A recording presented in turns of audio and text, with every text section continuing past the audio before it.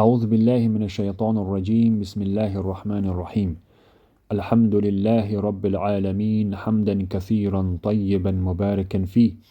والصلاة والسلام على أشرف الأنبياء والمرسلين نبينا محمد وعلى آله وصحبه أجمعين. أما بعد. موږ د سورې بقره په 153 آیت کې وو چې 152 آیت موږ مخکې درس کې وویل چې الله سبحانه وتعالی موږ تاسو ته امر وکړل چې فذکرونی اذکرکم، نو ما یاد کئ زه به تاسو یاد کم، واشکرو لی د ما شکر وباسئ، ولا تکفرون او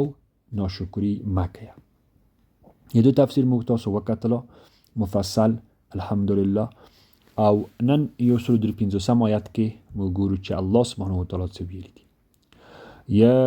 أيها الذين آمنوا استعينوا بالصبر والصلاة إن الله مع الصابرين.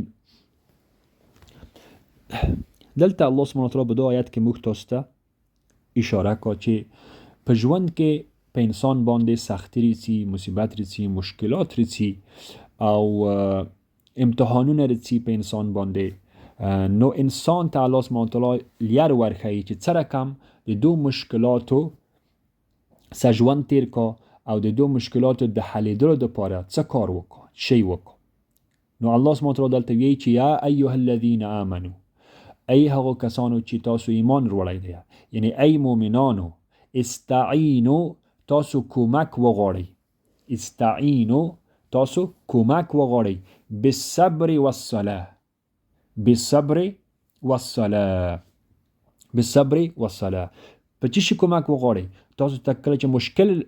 دراسي، کله چې تاسو په مصیبت کې ویا، کله چې تاسو ته یو مریضی دراسي، کله چې تاسو ته هر نوع مشکل دراسي، په دو مشکلاتو کې تاسو شی وکیا، بالصبر والصلاة. استعینو تاسو کومک وغواړئ، بالصبر په صبر باندې، والصلاة او په لمانځه باندې، په لمانځه باندې. یعنی هم به صبر کوي په مشکلاتو کې او مصیبتو کې، او هم به لمونځ ډیر کوي چې د لمانځه په وسیله باندې به تاسو د الله سبحانه وتعالی نه کومک غواړئ. نو کله چې انسان په مشکلاتو کې بې صبري وکړي،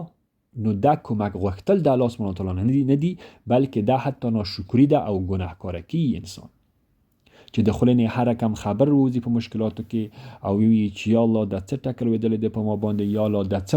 مشکلات چې موږ ته راسي، موږ چی کړی دي، موږ ولې داسې یو، یا الله که تنها زیم په دنیا کې چې ماته د مشکلات رسوي، نعوذ بالله استغفر الله. دا خبرې کړل دا انسان حتی د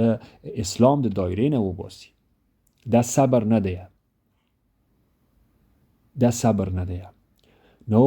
الله سبحانه وتعالی موږ تاسو ته یار ښیي چې په مشکلاتو کې او مصیبتو کې استعینو تاسو کومک وغواړئ، بالصبر په صبر باندې، والصلاة او په لمانځه باندې، او په لمانځه باندې. صبر بیا موږ درې رقمه صبر لرو چې مخکې هم موږ تاسو وویل، درې رقمه صبر لرو چې یو صبر په طاعت دی، د الله سبحانه وتعالی په طاعت، د الله سبحانه وتعالی په خبر منلو باندې، د الله سبحانه وتعالی په عبادت باندې صبر دی. ځکه چې د عبادت چې موږ تاسو کو، دا هم شیطان موږ ته وسوسې راچوي او موږ نه پرېږدي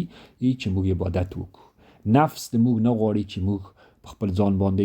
د عبادت په طریقه په ځان باندې سختي راولو. د ګیځ لمونځ وخت دی، یا مثلا یخ وي، اوبه یخې وي، او جومات ته تلل کنه، نو دا ټول صبر غواړي. او نور مثلا صدقه ورکول، البته شیطان انسان ته ویي چې ګوره صدقه ما ورکوه، سبا ته غریب شي، فقیر شي، ته به اولادو ته به چی ورکوي. نو دغه ټول بیا جهد و کوشش غواړي او صبر غواړي په دو باندې. نو صبر په اطاعت او په عبادت د الله سبحانه وتعالی د یو نوع صبر، او بل صبر په ګناه باندې، صبر په ګناه باندې، یعنی ګناه نه کړل. کله چې انسان زړه وغواړي چې یو ګناه وکړي، په هغو باندې صبر وکړي، خپل ځان کنټرول کو. صبر در په اصل کې یعنی نفس کنټرولول، خپل ځان کنټرولول، نفس په خپل اداره کې ساتل، اداره کول، کنټرولول، نفس کنټرولول، دوی ته صبر ویي. نو کله چې مثلا حرام روپۍ زیاتې وي، سود الته ډیر وي، سړی پیسه دار کېدای شي، موټر اخیستی شي، کورونه قصرونه جوړولی شي، اما بیا هم دی صبر کو، دا کار نه کو، په ګناه باندې صبر کړل. دریم په مصیبت او په مشکلاتو باندې صبر کړل. کله چې انسان ته مصیبت ورسی، کله چې انسان ته سختی ورسی، نو انسان په هغو باندې صبر وکړه. صبر وکړه. نو دا درې نوه صبر لرو. او څه رقم چې په حدیث کې هم راغلي دي، او د صحابه او صبر ته چې موږ تاسو ووینو وګورو، د صحابه او صبر ته موږ تاسو وګورو، نو سبحان الله، الله اکبر، چې څومره عظیم صبر الله سبحانه وتعالی دوی ته ورکړی و. او په حدیث ته زه حدیث راولم.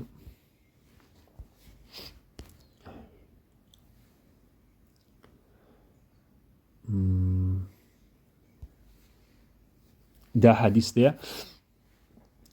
چې د عبدالله بن جعفر بن ابي طالب نه روایت دی چې مر رسول الله صلی الله علیه وسلم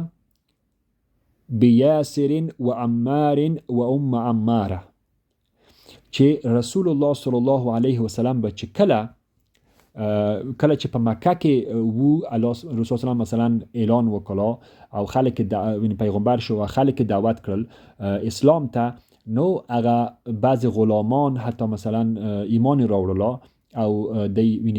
خپل ایمان پټ کړی و، اما کله چې بیا ښکاره شول نو بیا د مشرکینو د طرف نه دی ته ډیر آزار او اذیت ورسېدلو، او دی هر ورځ از ویل آزار ورکول او ظلم پکړلو. نو همدا رقم هم د دینه داو چې یاسر، عمار او ام عمار. یاسر چې د عمار او د نه، یاسر د عمار پلار دی، یاسر د عمار پلار دی، او عمار د یاسر او د سمیه زوی دی. نو یاسر، سمیه او عمار دای نیولی وو، ابو جهل نیولی وو، او چې په هغو باندې به یې ظلمونه کړل.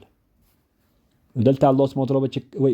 رسول الله صلی الله علیه وسلم چې کله په دی باندې تیرېدلو او دی به هلته شکنجه کېدل او ظلم به پکې کېدلو د ابو جهل د طرفه ټولو خلکو په مقابل کې، په مخ کې، او د مکې په سوځون کې دښته کې، نو رسول الله صلی الله علیه وسلم چې کله په دی باندې تیرېدلو، نو دلته ویلي دي چې کله به چې رسول الله وسلم په یاسر او عمار او په د عمار په مور باندې تیرېدلو، وهم یؤذون فی الله،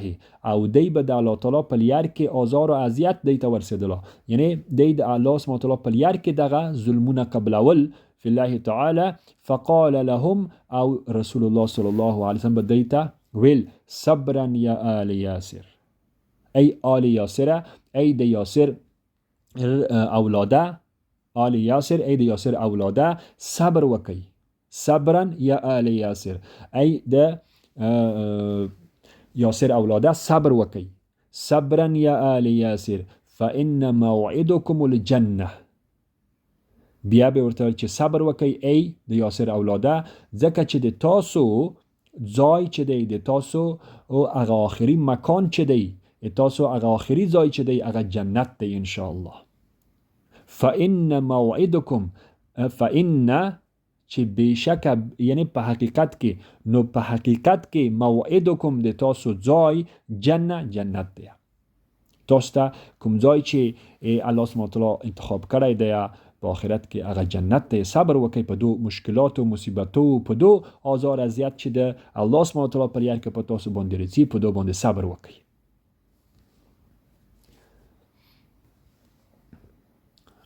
او بل صبر څه وخت په کار دی، څه وخت موږ تاسو باید صبر وکړو. صبر هغه وخت الله سبحانه وتعالی د موږ تاسو نه غواړي کله چې انسان ته څنګه چې دغه مصیبت ورسي، د مصیبت په اول کې صبر وکړو. اما د مصیبت په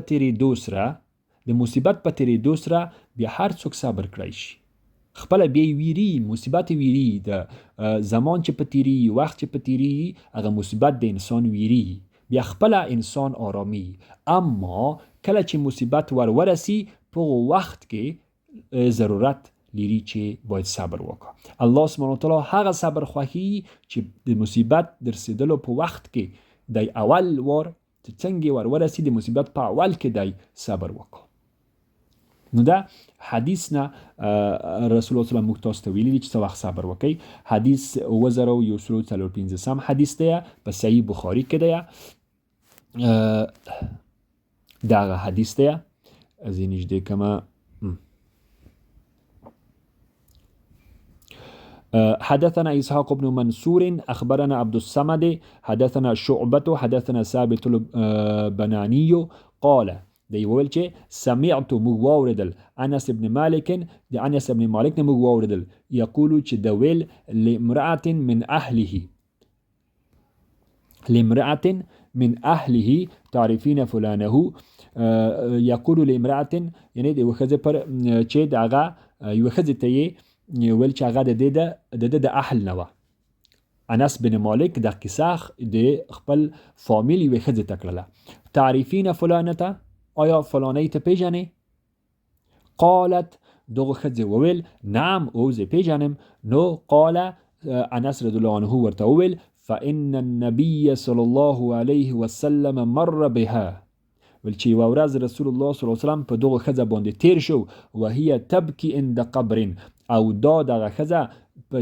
د قبر سره ناسته وه او هلته یې ژړل. فقال نو رسول الله صلی الله علیه وسلم ورته وویل چې اتقي الله واصبري. اتقي الله د الله تعالی تقوا حاصله که، د الله تعالی نه وډاره شه، یعنی ما ژړه، واصبري او صبر وکه. فقالت نو دی وویل الیک عني یعنی پریمږده، الیک عني یعنی پریمږده، فانک خلو من مصیبتی یعنی کوم مصیبت چې ما ته رغلی دی تا ته نه درسېدلی، یعنی ته د ما په مصیبت نه یې خبر. قال نو انس رضی الله عنه وویل چې فجاوزاها نو رسول الله سلام دا ښځه پرېښوله ومده او ولاړله. فمر بها رجل او یو بل سړی په دغه ښځه باندې تیر شو. فقال نو ورته ویل ما قال لك رسول الله صلی الله علیه وسلم، تا ته رسول الله صلی الله علیه وسلم څه وویل؟ پوښتنه یې ځنه وکړه د دو ښځې نه. دو ښځې وویل قالت ښځې وویل ما عرفته ما ونه پېژندله، ما عرفته ما ونه پېژندله. قال اوس سړي وویل چې انه لرسول الله صلی الله علیه وسلم، دی رسول الله صلی الله علیه وسلم و. قال نو انس رضی الله عنه ویل چې فجاءت الى بابه فلم تجد عليه بوابا. نو دا ښځه ولاړله د رسول صلی الله علیه وسلم کور ته او په د کور په دروازه باندې کوم نگهبان بادیګارد څوک ونه لیدله. فقالت او دی وویل یا رسول الله یا رسول الله والله ما عرفتک، په الله مې د قسم وي چې ما ونه پېژندلې. فقال النبي صلی الله علیه وسلم نو رسول الله صلی الله علیه وسلم ورته وویل چې ان الصبر عند اول صدمه، ان الصبر په حقیقت کې صبر هغه وخت په کار دی، اصلي صبر واقعي صبر هغه وخت دی کله چې د صدمې په اول کې وي، د مصیبت په اول کې وي. څنګه چې مصیبت در ورسي په اول کې تاسو صبر وکئ، هغه وخت صبر په کار دی. دا په هغه کې صحیح مسلم کې هم راغلی دی دا حدیث، او دا حدیث چې فلان موږ ویل دا حدیث په صحیح بخاری کې حدیث و چې موږ تاسو ویل. او مخکې په سوره بقره کې موږ تاسو ویلي وو چې مخکې هم په سوره بقره کې موږ تاسو ویلي وو په 45 آیات کې په سوره بقره 45 آیات کې موږ تاسو ویلي وو 45 آیات سوره بقره کې موږ دا آیت ویلی وو چې الله سبحانه وتعالی ویلي وو چې تاسو په صبر او کمک په صبر او په لمانځه باندې کمک د الله تعالی نه وغواړئ. 45 آیت دی ارڅو برته آیت ته دلته دی واستعینوا بالصبر والصلاة وإنها لكبيرة إلا على الخاشعين. واستعینوا تاسو کمک وغواړئ بالصبر والصلاة په صبر او په لمانځه باندې وإنها لكبيرة إلا على الخاشعين. وإنها او دا صبر او دا صبر او المنز څوک چې په صبر او په لمانځه باندې کمک وغواړي او مخصوصا المونز په لمانځه باندې چې څوک کمک وغواړي و انها او دغه لمونځ کړل لکبیرة ډیر سخت دی په خلکو باندې الا علی الخاشعين مگر په خلکو باندې چې خاشع دي د الله سبحانه وتعالی په مقابل کې عاجزي ښيي د الله سبحانه وتعالی په مقابل کې عاجز دي مگر نور خلکو باندې چې عاجز نه دي او تکبر ښيي او کبر لري په هغه کې په زړه کې هغه بیا دغه صبر او دغه لمونځ په عمد سخت دی هغه بیا نشي کړلی اما دغه کار چې په صبر او په لمانځه باندې انسان د الله سبحانه وتعالی نه کمک وغواړي د په او کسانو باندې چې د الله سبحانه وتعالی په مقابل کې عاجز دي او عاجزي ښيي دغه ته بیا اسانه دي اما په نور باندې بیا سخت دي الله سبحانه وتعالی ویلي نور باندې دا کار بیا سخت دی و انها لکبیرة الا علی الخاشعين الله سبحانه وتعالی موږ تاسو د خاشعين نه کا دا او بل حدیث ته چې رسول الله صلی الله علیه وسلم د حدیث ما دلته نه وستلی عکس مې نه دی اخیستی چې رسول الله صلی الله علیه وسلم په ته چې هر وخت هر کله به چې مشکل پیښېدله نو د به مخ اړوله لمانځه ته د ته به چې کله مشکل پیښ شو کله به چې مصیبت پیښ شو نو د به لمانځه ته مخ واړوله او نفل لمونځونه به یې کړل دوه رکعاته لمونځ به یې کړل دوه رکعاته نفل لمونځونه به یې کړل او په لمانځه کې به یې د الله سبحانه وتعالی نه کمک غوښتلو دغه مشکل د حلېدو دغه مصیبت د حلېدو او کمک به یې ځنه غوښتلو په سجدو کې به یې دعا کړلې په آخر قعده کې په آخر تحیات کې پس د درود نه به یې دعا وکړلې نو لمونځ د ټولو مشکلاتو حل دی لمونځ د ټولو دروازو کلی ده د ټولو مشکلاتو کلی ده چې ټول مشکلات الله سبحانه وتعالی په لمانځه باندې حلوي اما نن ورځ موږ تاسو لمونځ موږ ته مشکل ښکاري نن ورځ موږ تاسو ته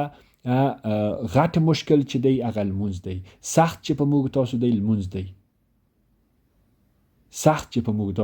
دی خلک بعضې فرض لمونځ داسې تیز کا لکه چا چې په زور درولی وي یا توفانچه یې چا په ورته نیولی وي چې هلک ودره لمونځ وکړه که نه ولم دی نن هغه خوند چې موږ تاسو باید په لمانځه کې واخلو د خپل ایمان نه د خپل اسلام نه د خپل عبادت نه کوم خوند چې موږ تاسو باید په لمانځه کې واخلو هغه نن نشته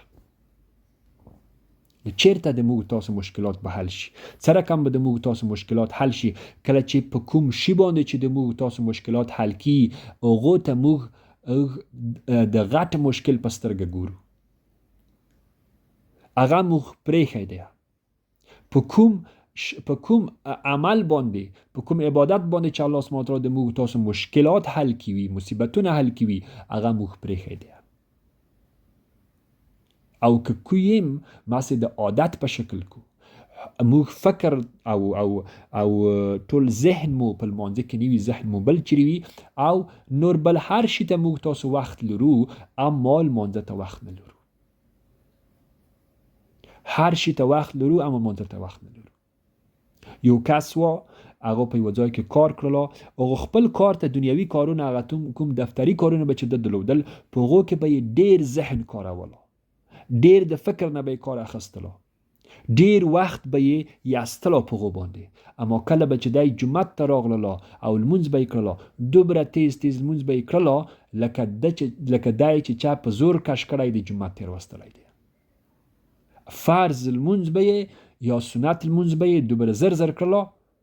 لکه یعنی هیڅ فکر به یې نه و پکې او ډیر عجله باندې به یې کړله او ستیبه د جومات نه وتلو د دنیا په کارو کې وخت لرو دنیا کارو ته وخت لرو د دنیا کارو ته چې هغه د دنیا تلونکې ده فانی ده اما هغه ابدي ژوند چې په کوم شي باندې د موږ تاسو سمی هغه ته بیا وخت نه لرو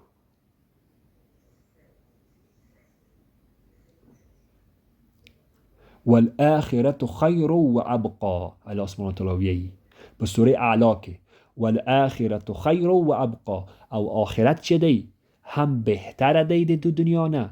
او هم باقی دی، هم پاتې کیدونکی دی،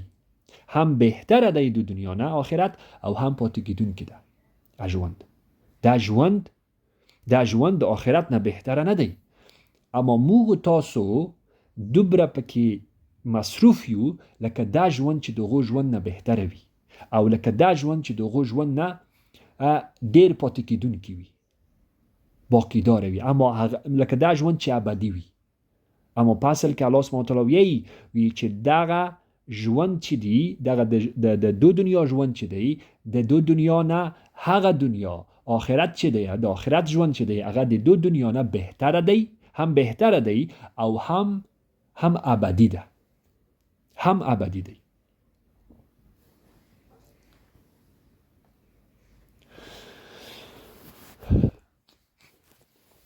نو د ټولو مشکلاتو حل چې دی هغه په صبر او په لمانځه کې دی. او د دو پایت په آخر کې الله سبحانه وتعالی ویي چې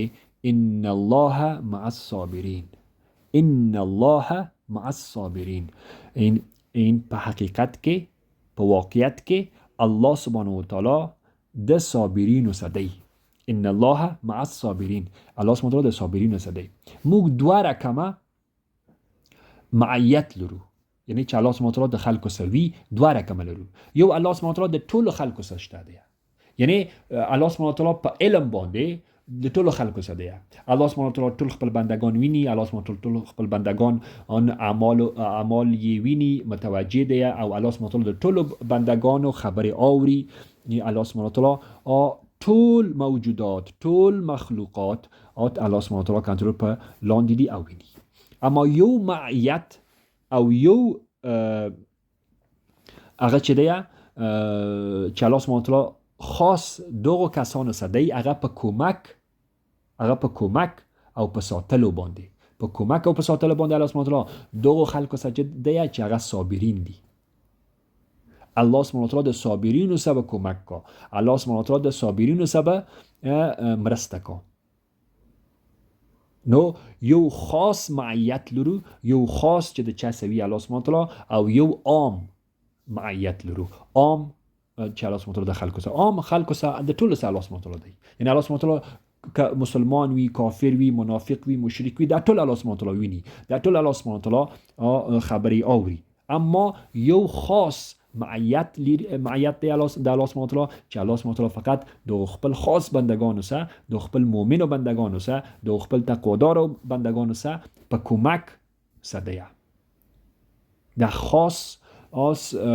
معیت، دوته خاص معیت ویي چې فقط دغه کسانو سره په مرسته باندې، په کومک باندې، په هغه باندې په ورسه دی، په مشکلاتو کې ورسه دی چې هغه صابرین دي او هغه تقوادار مؤمن وي. دغه سره بیا الله سبحانه وتعالی خپل خاص مرسته لري او دغه سره همیشه وی. دلته الله سبحانه وتعالی چې ان الله مع الصابرین، الله سبحانه وتعالی د په حقیقت کې، په واقعیت کې الله سبحانه وتعالی د صابرانو سره دی. څوک چې په مشکلاتو کې، په سختیو کې صبر کو، دو خلکو سره الله سبحانه وتعالی دی. نو الله سبحانه وتعالی د موږ تاسو ته صبر راکا، په نصیب کا، او صبر کړل چې دی،